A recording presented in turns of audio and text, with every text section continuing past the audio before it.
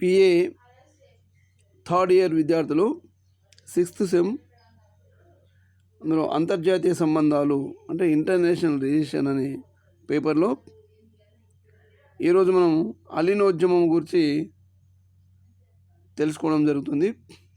అలీనోద్యమం అనగానేమి, దాని ముఖ్య లక్షణాలు ఏంటి అనే అంశానిపైన చర్చించడం జరుగుతుంది. లేదా ప్రపంచ రాజకీయాల్లో అలీనోద్యమ రాజ్యాల పాత్రను మనం ఈరోజు పరిశీలించడం జరుగుతుంది.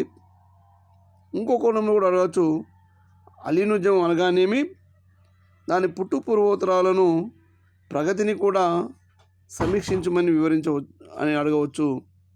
అంటే క్వశ్చన్ ఏ విధంగా వచ్చినా అలీనోద్యమం అనేది ఒక రెండవ ప్రపంచ యుద్ధం తర్వాత జరిగిన ఒక నూతన ప్రపంచ ఉద్యమంగా మనం గ్రహించవచ్చు. డియర్ ఫ్రెండ్స్, ప్రపంచ రాజకీయాలకు భారతదేశము అందించిన ఒక వినూత్నమైన శాంతియుత ఉద్యమమే అలీనోద్యమం. అలీనోద్యమ నిర్మాణకర్త భారత తొలి ప్రధాని అయిన జవహర్లాల్ నెహ్రూ, ఆయనతో పాటు మరో ఇద్దరు ఈ అలీనోద్యమం గురించి అనేక దఫాలుగా డిస్కస్ చేస్తూ ఈ అలీనోద్యమానికి ఒక రూపము ఇవ్వడం జరిగింది. రెండో ప్రపంచ యుద్ధానంతరము ప్రపంచ దేశాలు అమెరికా రాజ్యాల కూటమిగాను, రష్యా రాజ్యాల కూటమిగాను అవిభక్తమైన ప్రచ్ఛన్న యుద్ధంలో ఉండగా ఈ అలీన ఉద్యమం అనేది ఒక నూతన మార్గంగా అవతరించింది, లేదా మధ్య మార్గంగా అవతరించింది, లేదా తటస్థ విధానాన్ని అనుసరించే ఒక ఉద్యమంగా అవతరించిందని మనం చెప్పుకోవడానికి ఆస్కారం ఉంది. సో ఇందులో అలీన ఉద్యమంలో క్రియాశీలకమైన పాత్ర పోషించిన వ్యక్తుల్లో మనం ఇప్పుడే తెలుసుకోవడానికి ఆస్కారం ఉంది. దీని ముందుగా అలీనోద్యమ పుట్టు పూర్వోత్తరాలను మనం తెలుసుకుందాం. ప్రధానంగా అలీనోద్యమం యొక్క పుట్టుక ఎలా జరిగింది అనే అంశాన్ని మనం స్టడీ చేసినట్టయితే, అలీనోద్యమ భావాల గురించి తొలిసారిగా 1947 డిసెంబర్లో ఢిల్లీలో జరిగిన ఆసియా దేశాల మహాసభలో నెహ్రూ తన ప్రసంగంలో వెల్లడించారు. అనంతరము 1955లో జరిగిన బాండుంగ్ అంటే ఇండోనేషియాలోని బాండుంగ్ సమావేశంలోను ఆఫ్రికా, ఆసియా దేశాలకు చెందిన 20 దేశాలు ఈ అంతర్జాతీయ సమావేశానికి పాల్గొనడం, ఆ సమావేశంలో అలీనోద్యమం గురించి ఆయా దేశాల ప్రతినిధులు తమ భావాలను వెలిబుచ్చడం జరిగింది అనే అంశాన్ని మనం గుర్తుంచుకోవాలి. తదుపరి 1956లో భారత ప్రధాని నెహ్రూ, యుగోస్లోవియా అధ్యక్షుడు మార్షల్ టీటో, ఈజిప్టు అధ్యక్షుడు నాజర్ బ్రిజోని యుగోస్లోవియా దీవుల్లో సమావేశమై అలీనోద్యమాన్ని ఆఫ్రికా, ఆసియా ఖండాల దేశాలకు పరిమితం కాకుండా అంతర్జాతీయంగా విస్తృతపరచుటకు నిర్ణయించుకోవడం జరిగింది. అయితే అలీనోద్యమం అనే పదాన్ని తొలిసారిగా నెహ్రూ 1956 సంవత్సరంలోని శ్రీలంక పర్యటనలో తాను ఒక ప్రసంగంలో ప్రయోగించాడు. ఏదేమైనా టీటో, నాజర్, నెహ్రూలను అలీనోద్యమ పితామహులుగా ప్రపంచ దేశాలు ఈరోజు గుర్తించడం జరిగింది అనే విషయాన్ని మనం గుర్తుంచుకోవాలి. కాబట్టి ఈ అలీనోద్యమం అనేది భారతదేశం నుంచి ఉద్భవించిన ఒక నూతన ఐడియాలజీగా మనం చెప్పుకోవడానికి ఆస్కారం ఉంది. సో అలీనోద్యమానికి దారితీసిన అంశాలు ఏంటి అనే అంశాన్ని కూడా మనం పరిశీలిద్దాం. ప్రధానంగా పశ్చిమ రాజ్యాల జాతి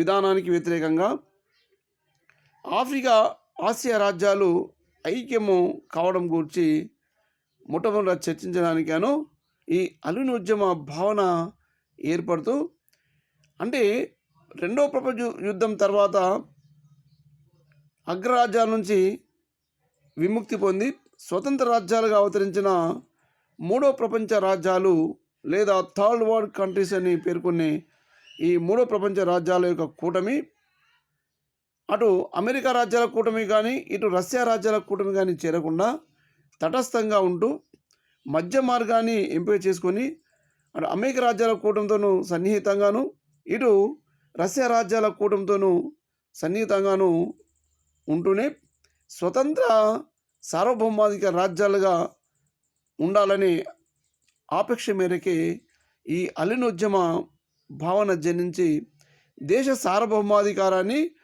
ఇతర రాజ్యాల యొక్క అగ్రరాజ్యాల యొక్క కూటాలకు అప్పగించడం కన్నా తటస్థంగా ఉండి తమ యొక్క సార్వభౌమాధికారం కలిగి ఉండడమే అత్యంత ప్రధానమైన అంశంగా గుర్తుంచుకోవడం జరిగింది. కనుకనే ఈ ఆసియా రాజ్యాలు త్వరితగతిన సాంఘిక ఆర్థిక అభివృద్ధిని సాధించడం గాను ఒకరినొకరు దౌత్య సహాయ సహకారాలు కావచ్చు, వాణిజ్య సహాయ సహకారాలు కావచ్చు, లేదా రాజకీయ సహకారాలను కావచ్చు. సో ఒకదానికొకటి సహాయ సహకారాలు అందించడం కోసము కొత్తగా స్వతంత్రం పొందిన ఈ ఆసియా రాజ్యాలు ఒక కూటమిగా ఏర్పడమే అలీన్ ఉద్యమం యొక్క ప్రధాన అంశంగా మనం చెప్పుకోవడానికి ఆస్కారం ఉంది. థర్డ్ వన్, ప్రచ్ఛన్న యుద్ధ ఛాయలు తమ దేశాలకు వ్యాపించకుండా నిరోధించడం కోసమే మరోసారి ఈ అగ్రరాజ్యాల జాత్యంకారానికి బలి కాకుండా ఉండడం కోసమే కొత్తగా స్వతంత్రం పొందిన రాజ్యాలన్నీ కూడా ఒక కూటమిగా ఏర్పడి ఈ ప్రచ్ఛన్న యుద్ధానికి దూరంగా ఉండాలని తలచి వాటికి రెండు కూటాలకు కూడా సమాన దూరాన్ని కలిగి ఉంటూనే స్వతంత్ర విధానాన్ని అనుసరిస్తూ రెండు దేశాలకు లేదా రెండు అగ్రరాజ్య కూటాలకు సమానమైన ప్రతిపత్తిని కలిగించే విధానాన్ని ఈ అలీన్ ఉద్యమ దేశాలు అనుసరించడానికే ఏర్పడినట్లుగా మనం గుర్తుంచుకోవచ్చు. ఫోర్త్ వన్, తమ ప్రాంతాల్లో తలెత్తిన సమస్యలపై ఒక దేశానికి మరో దేశము సమిష్టిగా వ్యూహరచన చేసుకొని వాటిని ఆ సమస్య నుంచి విముక్తి పొందడము, ఆ సమస్యలను పరిష్కరించుకోవడము, లేక సమస్యలను దూరం చేసుకోవడానికి ఒకరినొకరు సహాయ సహకారాలు అందించడం కోసము ఈ అలీన్ రాజ్యాల యొక్క కూటమి స్వతంత్ర రాజ్యాల కూటమిగా ఏర్పడిందని చెప్పడంలో ఎలాంటి సందేహం లేదు. అంటే అటు మిత్రరాజ్యాల కూటమి కానీ, లేదా ఇటు అక్షరాజ్యాల కూటమి కానీ, లేదా అగ్రరాజ్యాలైన అమెరికా రాజ్యాల కూటమి కానీ, లేదా సామ్యవాద రాజ్యమైన రష్యా రాజ్యాల కూటమి కానీ చేరకుండా సమాన దూరాన్ని కలిగి ఉంటూ స్వతంత్ర రాజ్యాధికార ఆకాంక్షను కలిగి ఉండి ఈ సామ్రాజ్యవాద దేశాలకు లోను కాకుండా, మరోసారి బలి కాకుండా స్వతంత్రమైన సమిష్టి వ్యూహాన్ని అలీన దేశాలు అనుసరించినట్లుగా మనకి ఇక్కడ జవహర్లాల్ నెహ్రూ మరియు నాజర్, జనరల్ మార్షల్ టీటో అభిప్రాయాల ప్రకారము అర్థమవుతుంది. సో నెక్స్ట్ వన్, అలీన్ ఉద్యమం. అలీన్ ఉద్యమం అనగా రెండు కూటములకు దూరంగా ఉండుతాయని పేర్కొనవచ్చు. దీన్ని ఈ అలీన్ ఉద్యమాన్ని జార్జ్ సివార్డ్ బెర్జర్ తన అభిప్రాయం వ్యక్తం చేస్తూ రెండు కూటాలకు సమాన దూరంగా ఉండడమే అలీన్ ఉద్యమమే పేర్కొనడం జరిగింది. ఒక మాటలో చెప్పాలంటే ఏ ఒక్క సైనిక కూటంలోనూ చేరకుండా అనేది అర్థాన్ని ఇస్తుంది. మరియు నిశ్చితంగా పరిశీలించిన అది కేవలము సైనిక కూటాల్లోనూ చేరుకుంటే గాక దానికి అనేక నిర్మాణాత్మకమైన ఆదర్శములు కలవని మనకు స్పష్టమవుతుంది. అంటే ఈ అలీన రాజ్యాల కూటమి అనేది అమెరికా సైనిక రాజ్యాల కూటమి కానీ, ఇటు రష్యా రాజ్యాల సైనిక కూటమి కానీ చేరకుండా స్వతంత్ర విధానాన్ని లేదా సమిష్టి వ్యూహ విధానాన్ని కలిగి ఉంటూ రెండు రాజ్యాలకు సమాన దూరంగా ఉండాలని అనేక అంశాల్లో పేర్కొనడం జరిగిందనే విషయాన్ని గుర్తుంచుకోవాలి. సో నెక్స్ట్ వన్, అలీనోద్యమం ప్రధాన లక్షణాలుగా మనం చర్చించుకొని జరుగుదాం. ముఖ్యంగా అలీనోద్యమము ఏర్పడినదంటే నంబర్ 1, ప్రపంచం ఏ సైనిక కూటంలో చేరకుండా ఉండుటయే దీని ప్రధాన లక్ష్యంగా అలీనోద్యమం తన ఎజెండాలో పేర్కొనడం జరిగింది.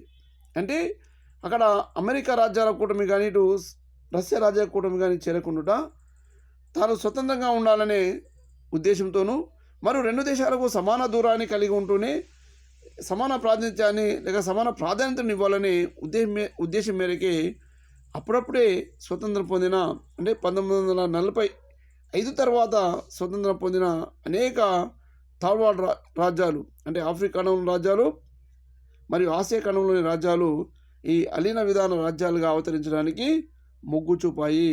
కాబట్టి ప్రధాన లక్ష్యంలో అవి చెప్పుకోవడం జరిగింది. నంబర్ 1లో మనం ఇప్పుడే డిస్కస్ చేసుకున్నాం. ఏమని? ప్రపంచంలో ఏ సైనిక కూటంలో చేరకుండా అనేది ప్రధాన లక్షణం. రెండవది ఏంటి? ప్రపంచంలో యుద్ధమును నివారించి శాంతిని నెలకొల్పుటకు ఈ అలీన రాజ్యాల కూటమి విశేషంగా కృషి చేయాలనేది ప్రధాన లక్ష్యంగా పెట్టుకోవడం జరిగింది. సో ఈ థర్డ్ వన్, అన్య దేశాల వ్యవహారాల్లో అంతర్గత వ్యవహారాల్లో జోక్యం చేసుకోకుండా థర్డ్ వన్గా పేర్కొనడం జరిగింది. ఫోర్త్ వన్గా అంతర్జాతీయ సమస్యల బాగోగులపై నిర్ణయాలు గైకొంటూ సలహాలు సూచనలు చేయడం అనేది కూడా 4వ అంశంగా వారు పేర్కొనడం జరిగింది. 5వది ఏంటంటే జాతి వివక్షతను ఖండిస్తూ జాతీయోద్యమాలను బలపరచుట, ఇంకా సామ్రాజ్యవాద రాజ్యాల ఆధీనంలో ఉన్న చిన్న చితక రాజ్యాలను కూడా స్వతంత్ర రాజ్యాలుగా ఏర్పాటు చేయడం కోసము జాతీయోద్యమాలకు బలపరచాలని ఈ అలీనోద్యమ రాజ్యాలు ఏకగ్రీవంగా తీర్మానం చేసుకున్నాయి. నెక్స్ట్ వన్, 3వ కూటమిని ఏర్పాటు చేయకుండా స్వతంత్రంగా ఉండడమే ఉద్యమం యొక్క ఉద్దేశంగా చెప్పుకోవడం జరిగింది. అంటే అక్కడ అమెరికా రాజ్యాల కూటమి ఒకటిగాను, రెండవది రష్యా రాజ్యాల కూటమిగాను ప్రపంచము ద్విరాజ్యాల కూటమిగా విడిపోవడము, తర్వాత 3వ రాజ్యాల కూటమిగా అలీన రాజ్యాల కూటమి ఏర్పడడం సరైనది కాదు.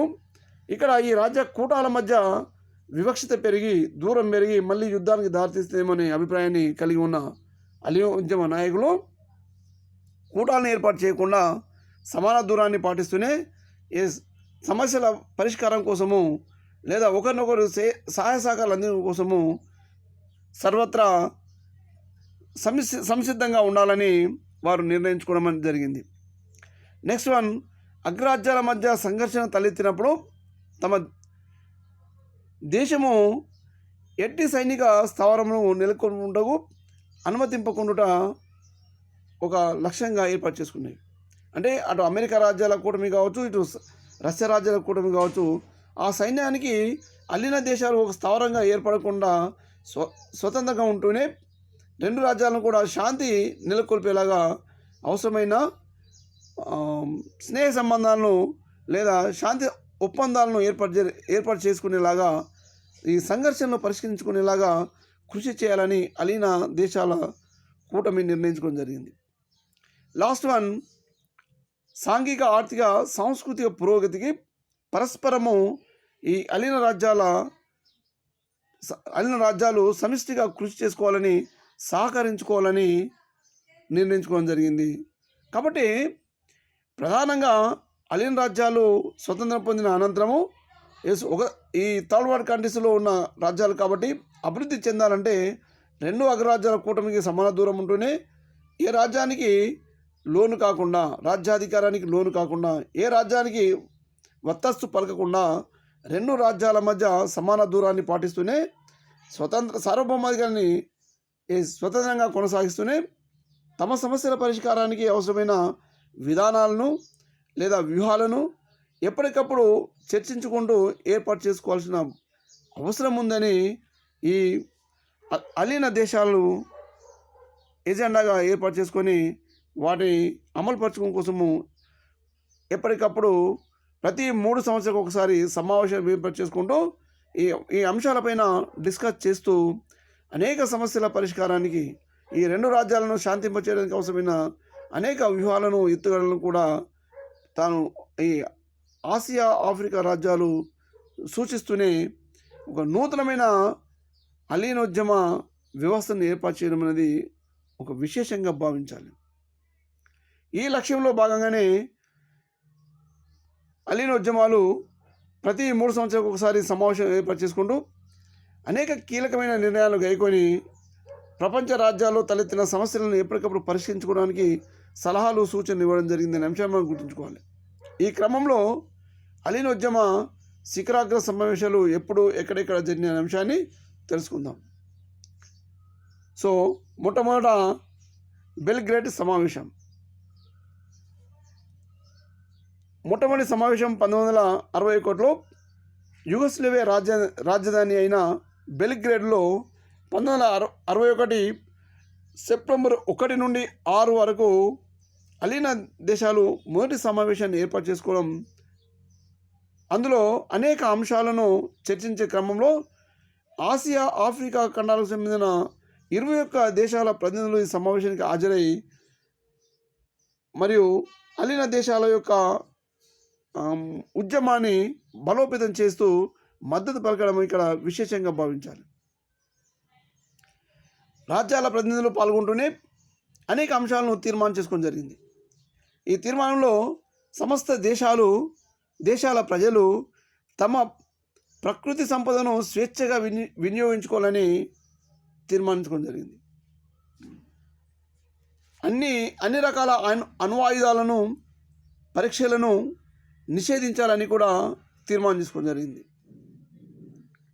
అమెరికా రష్యాలు తమ ఉద్రిక్తలను తగ్గించుకొని ప్రపంచ రాజ్యాల్లో నెలకొన్న సమస్యలను పరిష్కారానికి శాంతియుతంగా సందులు సమావేశాలు ఏర్పాటు చేసుకొని ప్రపంచ సమస్యలను పరిష్కరించాలని కూడా బెల్గ్రేడ్ సమావేశంలో నిర్ణయించుకోవడం జరిగింది.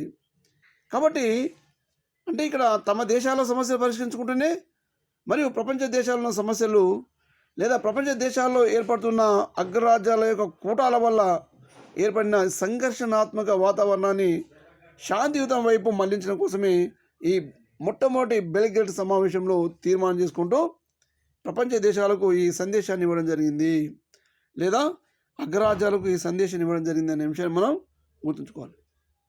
రెండవ సమావేశం కైరోలో 1964లో జరిగింది. అలీన రాజ్యాలు రెండవ శిఖరాగ్ర సమావేశాన్ని ఈజిప్ట్ రాజధాని అయిన కైరోలో నిర్వహించడం. ఈ సమావేశానికి 47 దేశాల ప్రతినిధులు హాజరు కావడం మరో విశేషం. వియత్నాం ప్రజలు ఆశయాలకు, భద్రతకు మరియు వారికి భద్రత కల్పించడానికి కాంబోడియా తటస్థ విధానాన్ని అనుసరించే క్రమాన్ని, ప్రాదేశిక సమగ్రతను పరిరక్షించవలసిన ఆవశ్యకతను ఈ కైరో సమావేశంలో చర్చించి వాటికి సంబంధించిన నిర్ణయాలను ప్రపంచ దేశాలకు వెల్లడించడం అనేది జరిగింది.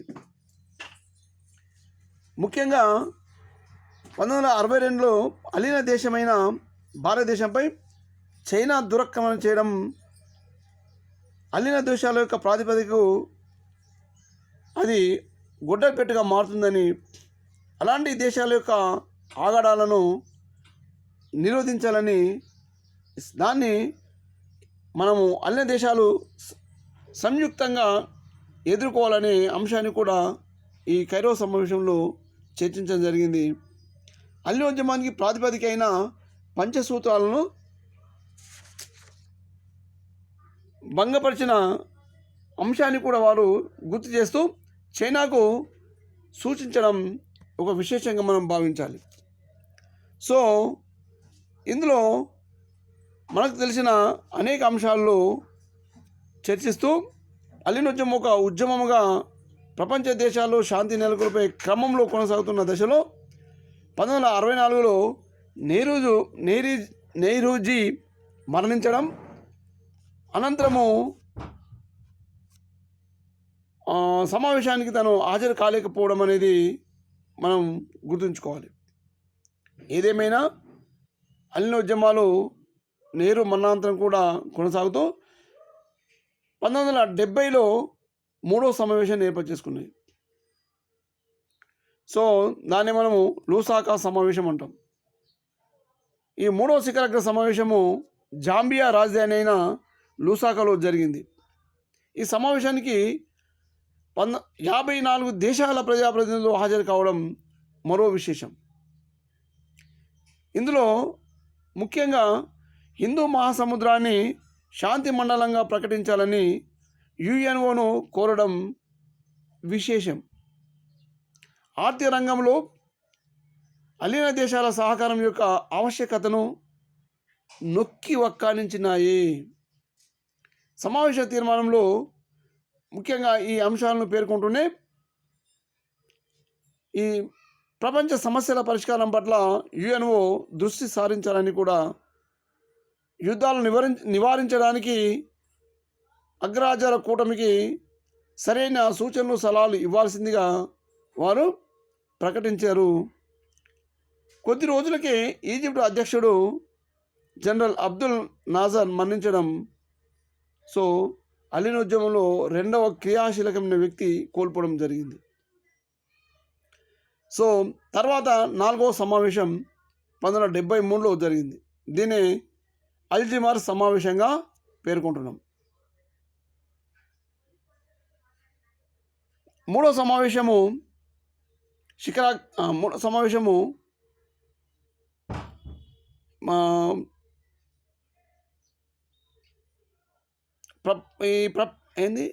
దేశాల ప్రజాప్రతినిధులే ప్రభుత్వాధినేతలే అధ్యక్షత వహించే ఆచారాన్ని ప్రారంభించారు. ముఖ్యంగా ఈ అల్జిమర్ సమావేశంలో అధ్యక్షుడు అధ్యక్షత కొనసాగిస్తూ అల్జిమర్ 4వ శిఖరాగ్ర సమావేశాన్ని ఏర్పాటు చేయడం జరిగింది. ఈ సమావేశానికి 76 దేశాలు ప్రజాప్రతినిధులు పాల్గొనడం, 1973లో అల్జీరియా రాజధాని అయిన అల్జిమర్లో ఈ సమావేశం నిర్వహించడం. సో ఈ సమావేశానికి దేశాల అధ్యక్షులే అధ్యక్షత వహించడం అనే ఒక నూతనమైన ఒరవడిని లేక నిబంధనను ఏర్పాటు చేసుకోవడం. సో దాని తర్వాత ఆర్థిక అభివృద్ధి సాధించడం కానీ, ప్రాజెక్టులు అంటే గొప్ప ప్రాజెక్టులలో పెట్టుబడులు పెట్టుటకు ఒక దేశాలు మరో దేశము సహాయ సహకారాలు అందించుకోవాలని, సాంకేతిక సహాయ సహకారాన్ని కూడా అందించుకోవాలని, లేదా అభివృద్ధి నిమిత్తము డెవలప్మెంట్ ఫండ్ అనేది ఈ అలీన దేశాల మధ్య ఏర్పాటు చేసుకోవాలని నిర్ణయించి తీర్మానం చేసుకోవడం జరిగింది. సో నెక్స్ట్ వన్ 1976లో జరిగిన కొలంబో సమావేశం. ఇది 5వ సమావేశం. 1976లో శ్రీలంక రాజధాని అయిన కొలంబోలో ఈ కొలంబో సమావేశం అలీన రాజ్యాలు ఏర్పాటు చేసుకోవడం జరిగింది. ఈ సమావేశానికి 85 దేశాల ప్రజాప్రతినిధులు పాల్గొనడం విశేషంగా భావించాలి. ఈ కొలంబో సమావేశంలో ముఖ్యంగా అలీన దేశాల మధ్య స్వయం సమృద్ధి సాధించాలనే లక్ష్యంతో దేశాల మధ్య సంబంధాలలో ఒకదానికి ఒకటి సహకారం అందించుకోవాలి తప్ప రాజ్యాలపై పెత్తనం చేరదని, బలమైన రాజ్యాలు ఈ సమస్యల పరిష్కారానికి కృషి చేయాలని, ప్రపంచం ఎదుర్కొంటున్న అనేక సమస్యలను పరిష్కరించడానికి దోహదం చేయాలని సూచిస్తూ కొలంబో సమావేశం తీర్మానం చేయడం అనేది జరిగింది. నెక్స్ట్ వన్ ముఖ్యంగా మనకు 6వ సమావేశము. ఇది మనం హవానా సమావేశం అని పేర్కొంటున్నాం. 1979లో జరిగిన క్యూబా రాజధాని హవానాలో 1979లో అలీన రాజ్యాల శిఖరాగ్ర సమావేశం జరిగింది. ఈ అలీన రాజ్యాల శిఖరాగ్ర సమావేశానికి 94 దేశాలు ప్రజాప్రతినిధులు పాల్గొనడం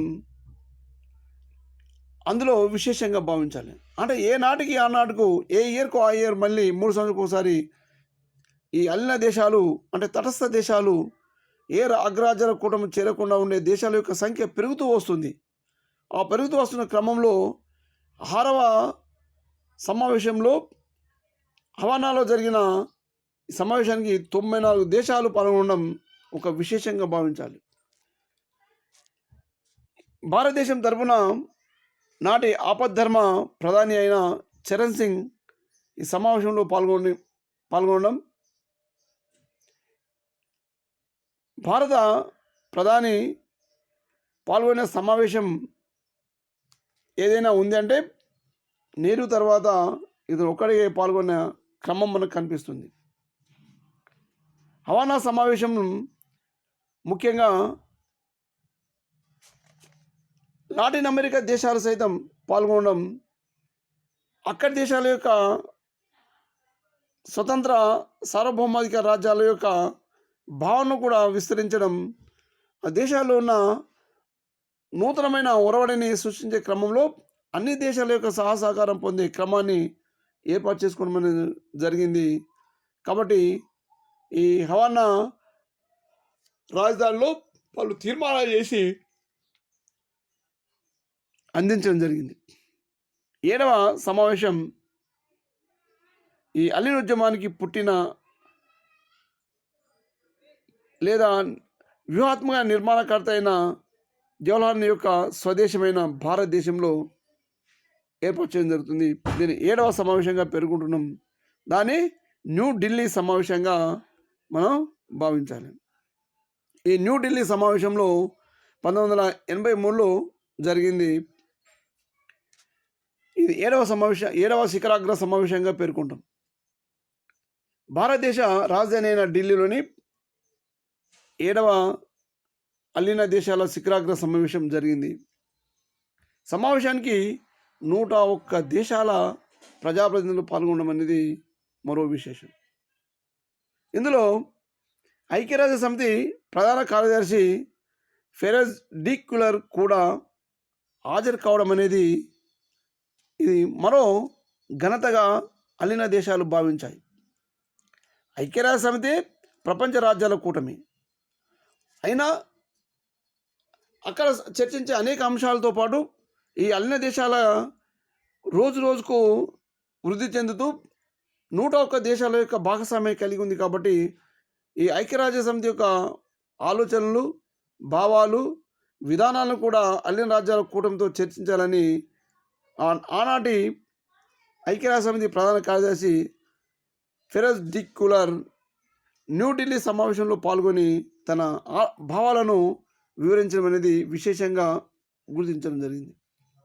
అంతర్జాతీయ న్యాయంలో రాజ్యాల మధ్య సమానత్వాన్ని గుర్తించాలని, ప్రపంచ వ్యవహారాలను రాజ్యాలు అంగీకరించడంతో పాటు పెద్ద రాజ్యాలు పెత్తనం చెలాయించకుండా సమభావాన్ని కలిగి ఉండాలని ఈ న్యూఢిల్లీ సమావేశంలో తీర్మానించుకోవడం జరిగింది. మానవ హక్కులను, సాంఘిక న్యాయానికి కట్టుబడి ఉండి జాతి వివక్షతలను రూపుమాపాలని, మానవ సమాజం నుండి జాతి వివక్షత తొలగించాలని కూడా తీర్మానం చేసుకోవడం జరిగింది. సైనిక కలయికలు ప్రత్యర్థి యుద్ధాన్ని మేల్కొల్పుతున్నాయని, ఈ సైనిక కూటాలను తమ యొక్క చర్యలను ఎప్పటికప్పుడు నిరోధించుకుంటూ మానవ సమాజం యొక్క శాంతి జీవన విధానానికి పాటుపడాలని కూడా సూచించడం జరిగింది అని మనం గుర్తుంచుకోవాలి.